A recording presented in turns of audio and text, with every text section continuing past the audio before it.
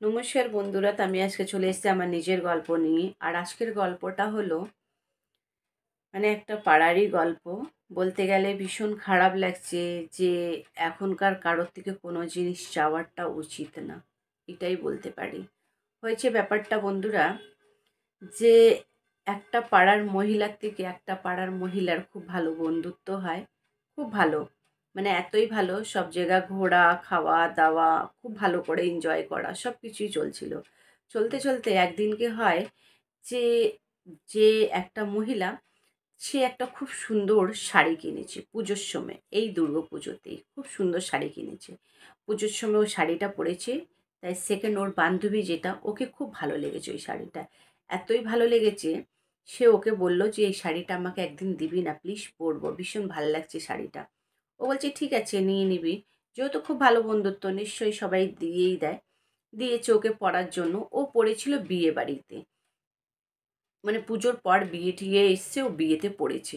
পড়ার পর হয়েছে, আসলে এটা আমি জানতে পারি কি করে সেটা বলছি আপনাদেরকে। এবার হয়েছে ও বিয়ে বাড়িতে পড়েছে। পরার পর শাড়িটা এতই মিষ্টি কালার, এত সুন্দর দেখতে, কি যে বলবো বন্ধুরা, খুব সুন্দর দেখতে শাড়িটা। কেন, শাড়িটা আমি দেখেছি, তাই বলছি শাড়িটা ভীষণ সুন্দর হয়েছে। ব্যাপারটা, শাড়িটা যখন ওকে দেয় পড়তে, ও পড়েছে, বিয়ে বাড়িতে গেছে, খুব এনজয় করেছে। সেখানে বিয়ে বাড়ি যাওয়ার মানেই বুঝতে পারছো, খাওয়া দাওয়া, ডান্স করা, এখন সব কিছু এখন চলছে। সেইগুলো এখন তো আছেই, বিয়ে বাড়ি সব কিছু করেছে। ও বুঝতে পারেনি শাড়িটা, ও যখন নাচ করছিল, ওর সেফটি পিন দিয়ে, এইখানে জাস্ট যে সেফটি পিনগুলো আমরা শাড়িতে আটকাই, সেই সেফটি পিন দিয়ে ওর শাড়িটা ছিঁড়ে গেছে, অনেকটা ছিঁড়ে গেছে। তার ছেঁড়ার রিজনটা এটাই হলো, ও যখন নাচ করছিল, ওর কারো কেউ না ওর শাড়ির আঁচলটা টেনেছে। টেনেছে যখন না, ওই জোরে করে হয়তো টান পড়েছে, সেখান থেকে পিনটা, সেফটি পিনটা খুলে ছিঁড়ে সেফটি পিনটা পড়ে গেছে। এরকম হয়েছে। তখন তো ও অত খেয়াল করলো না, জাস্ট একটা সেফটি পিন অন্য একটা সেফটি পিন লাগিয়ে নিল চেয়ে একজন থেকে। কিন্তু সে শাড়িটা ভালোই ছিঁড়ে গেছে। এবার হয়েছে, নাচ টাচ হলো, পরে ও দেখতে পারলো যে শাড়িটা ছিঁড়ে গেছে। ভাবছি যে আমার তো খুব ভালো বান্ধবী, ওকে বলবো যে একটু নাচ করার সময় একটু ছিঁড়ে গেছে। হয়েছে ব্যাপারটা যে ওকে যখন ওই শাড়িটা দেয় আর যখন এই কথাটা বলে, ওর খুব রাগ হয়, ভীষণ রাগ। কেন, শাড়িটা যেহেতু ও পুজোর সময় কিনেছে দুর্গা পুজোতে, আর ও শাড়িটা দুর্গা পুজোতেই শুধু পরেছিল, আর পরেনি। ও শাড়িটা একবারই পুজোতে পরলো, তারপর ওই শাড়িটা ওকে দিয়েছিল পরতে। এবার শাড়িটা যেহেতু ছিঁড়ে দিয়েছে, তার শাড়িটার দামটা আমি তখন জানতে পারি, শাড়িটার দাম ছিল 7,000 টাকা। এবার 7,000 টাকার দামের শাড়ি ছিঁড়ে দেয়, তাহলে বন্ধুত্ব আর কোনো কাজ আসে না মনে হয় আমার।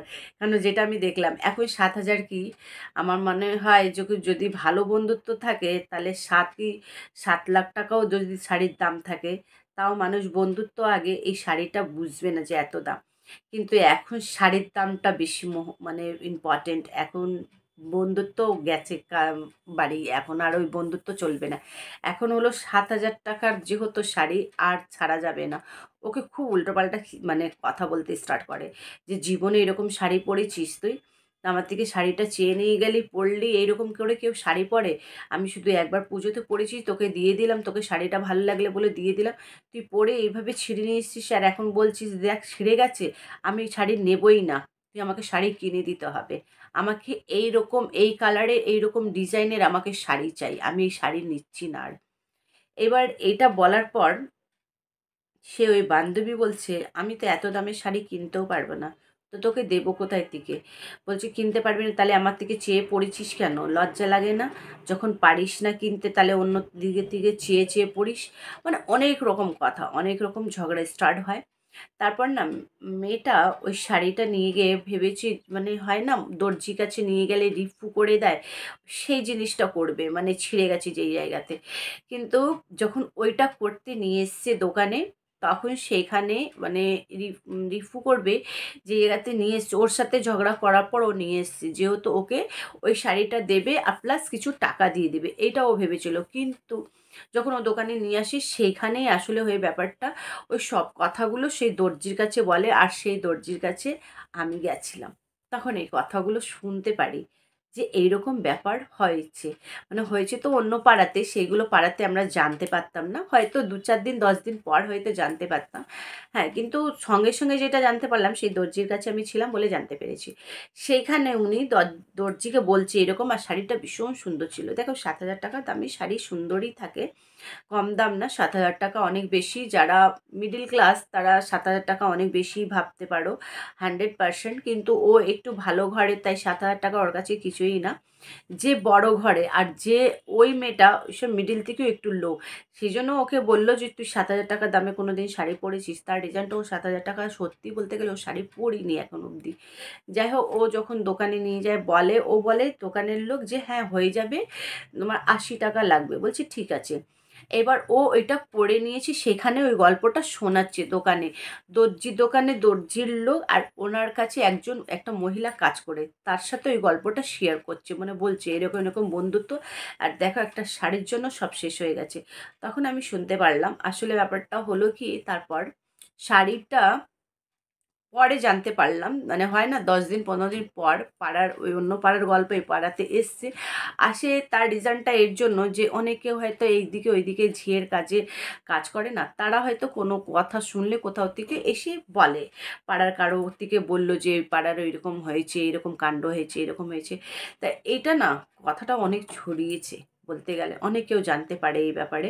আসলে ও শাড়িটা নিলই না, রিফু করার পরও নিল না, শাড়িটা নেবেই না, ও বললো আমি শাড়ি নেবই না। এবার হয়েছে যেহেতু ও শাড়ি নেবে না, এবার কি করবে, 7,000 টাকা দামে শাড়ি দিতে পারবে না, তো ও বলছে আমি তোকে অর্ধেক টাকা দিচ্ছি। বলছে তাও আমি নেবো না, আমি শাড়ির জায়গা আমি শাড়ি নেবো ব্যাস। হ্যাঁ তুই এটাও করতে পারিস, আমি একদিনকে শাড়ি পরেছি তুইও জানিস ভালো করে, তুই একদিন পরে আমাকে দে, কিন্তু আমি শাড়ি নেবো, এই শাড়ি আমি নেবো না। এবার ও 7,000 টাকা দামের শাড়ি একটা সম্ভব দেওয়ার?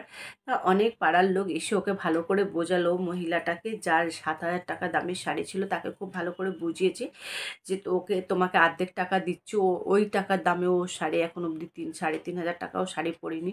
ওর বাড়িতে যদি ও বলে, ওর হাজব্যান্ড ওর বাড়ির লোক কত ওকে বকবে, ও তো ভুলটা করেছে যে তোমার থেকে চেয়ে শাড়িটা পরলো, কিন্তু ও দিতে পারবে না শাড়িটা, আর এই টাকাটাও ওর কাছে এখন নেই। ও তোমাকে 500 টাকা 1,000 টাকা এরকম করে করে দেবে।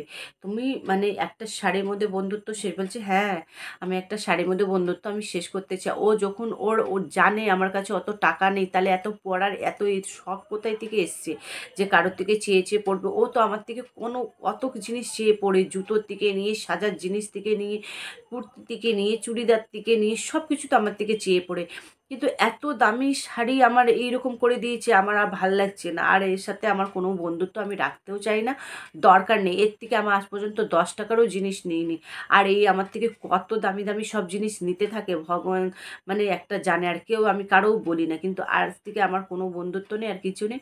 লাস্টে ওর থেকে 4,000 টাকার কথা হলো, যেহেতু 3,500 টাকা বলছিল অর্ধেক দাম, যেহেতু 7,000 টাকা দামের শাড়ি ছিল তাই 3.5 বলছিল, কিন্তু ও বললো যে না তাহলে ও 4,000 টাকা নেবে। আর তারপর ওই শাড়িটাও নিয়ে নিচ্ছে, যেই শাড়িটা ও রিফু করে এনেছিল, শাড়িটাও নিল প্লাস 4,000 টাকা নিল, আর সব শেষ করে দিল। মানে আর কিছু মানে ওকে যেহেতু কিনেও দিতে হবে না কিছু না, আর ওই শাড়িটাও নিল প্লাস টাকাটাও নিল। হ্যাঁ, কিন্তু বলতে গেলে বন্ধুরা, যেখানে ও রিফু করেছে আর যেরকম শাড়িটা রিফু করার পর বোঝা যাচ্ছিল শাড়িটা এমন, মানে এটা না যে ওইটা পরলে খুব ভালো লাগবে না। হ্যাঁ একটা কথা আছে, ওই রিফু করার পর শাড়িটা দুবার তিনবার করে ভালো করে মানে ভালো করে বসিয়ে বসিয়ে এই করে পরলে হয়তো জাস্ট দেখা যাবে না, বা মানে অন্য রকম ডিজাইন করে শাড়িটা পরলে বোঝা যাবে না, কিন্তু যেরকম ও শাড়ি পরেছিল মানে মহিলাটা, সেরকম যদি ও শাড়ি পরে তাহলে ওই শাড়িটা পুরোটাই বোঝা যাবে, এমনভাবে করে ছিঁড়েছিল। তাই যাই হোক বন্ধুরা, আমি তো তখন থেকে বুঝতে পেরেছি কারোর থেকে শাড়িকে কোনো জিনিস চেয়ে পরা মানে না পরাটাই ভালো। কেন পরলে এইরকম যদি এই করতে হয়, তাহলে তুমি ভাবতে পারছো শাড়িটাও মেটার গেছে, মানে ওই মেয়েটার হাতে কি আসলো, শাড়িটাও ও নিয়ে নিল আর প্লাস 4,000 টাকাও নিয়েছে। এর কাছে কি আসলো, ও একবার শাড়িটা পরলো বিয়ে বাড়িতে, একে 4,000 টাকা দিতে হয়েছে। 4,000 টাকা ও কম করে, কম দামে যদি 1,000 টাকা করেও শাড়ি যদি কিনতো, তাহলে 4টে শাড়ি ওর কাছে হতো। শাড়ি ওই 4,000 টাকা কম কম দামে করে কিনতো, তাহলে চুড়িদার শাড়ি সবই হয়ে যেত ওর। মানে এটা মানুষের বোঝার দরকার।